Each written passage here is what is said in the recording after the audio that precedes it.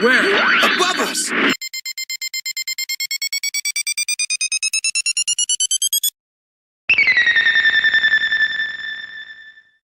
Ahoy fellow builders and welcome to TuneR Tool Talks tayo. May bago si display. Ito yung tinatawag nilang DSPIAE Wash-Free Airbrush. And let's skip other details for this airbrush kasi nandito naman sa likod yung mga instructions kung paano siya gamitin. Quick check lang tayo sa pinaka-unit. So basically, ito yung pinaka-physical unit ng airbrush ni DSPIAE. I think this is the first time na nag-launch sila ng airbrush. And surprisingly, ang ginawa nilang material is a plastic type airbrush. Having with that kind of material, it shows how light this material is. And let's see kung makaka-apekto ba siya sa performance in doing the paint projects. Basically, para mag-function tong unit na to, gagamit siya ng bottle, kakabit natin dito, and then magsasak siya. Okay, pangit yung word.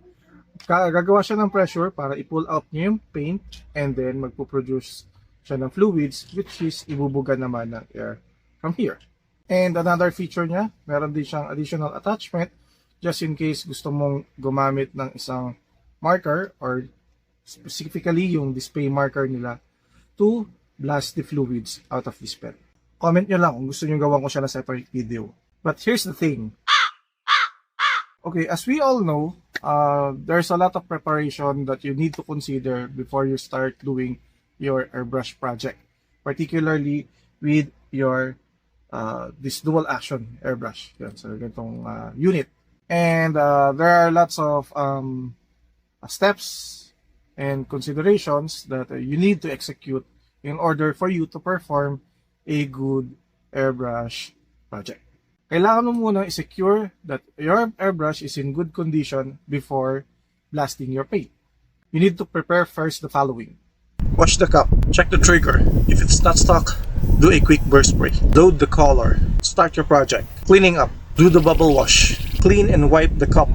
Wash again if needed. Remove any residue in the nozzle. Clear the cover. Clean the needle. Be extra careful with this part. Clear the overall unit. So that's the whole process. Basically, yun yung routine kung paano pinaprepare ang isang double action airbrush. Makagaya ng ganito. And most likely, part din siya ng maintenance to prolong the usage of this one. From this video, I'm not going to do a detailed review for this wash-free DSPIAE airbrush. What I'm going to do is to challenge this airbrush. What will be the output if I'm going to do a candy tone project using with my paints? Tara, let's do this. Start with the bottle first. I'm using a 0.5mm needle, adding gloss black paint, spray all over the surface. And by the way, the spoon was already primed. First, do the initial coating or misting. Next coat is the full burst or wet coating. From here, you'll start to see the glossy output. Next is the silver color. Oops, I think I forgot to lower the PSI. And for the last color, clear blue. Again, start with an initial coating, then finish it with a full burst or wet coating. Another feature I noticed here, using this bottle, I can easily do a quick color mixing. Good thing the bottle already have a printed liquid measurements. Just do the math and you'll have a well-mixed color. And for this one, now I have this clear green color. Kudos to DSPIAE for this one. Just repeat the process like we did in the clear blue. Then wait for the output, dry it in a few minutes. Now let's try to clean this bottle. Using my airbrush cleaner, I'll fill the bottle and shake it. Shake it, shake it, shake it, shake it. Shake it until all the paint flushes down. Then take out the fluids, as simple as that. Well, this method works best if you have a limited bottle in your hand, but I guess it's not. And for the airbrush unit itself, there's usually a tiny residue in this part. You can easily wash it and spray it out just like this. Do this after you finish your entire project.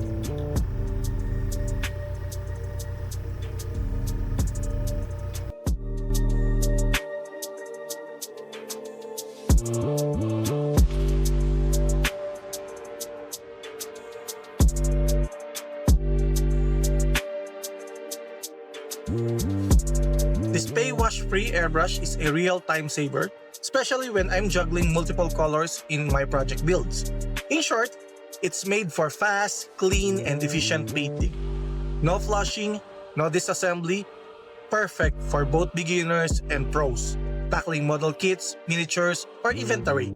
What makes it stand out? The paint never enters the airbrush body.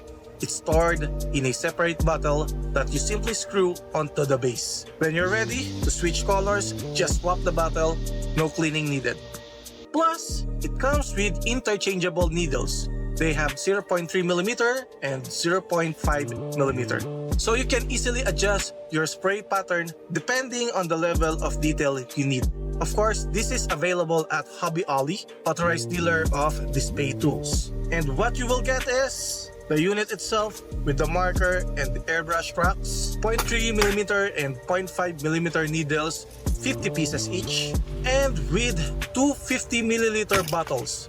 Yes, bottles. Not only 2 bottles, but 3 bottles as special package from Hobby Lobby. Build beyond limits. Hope you like this video. Please do burst like, share, subscribe to my channel, and blast that notification bell for more videos. Until next time here in Tune R, just build more and build up.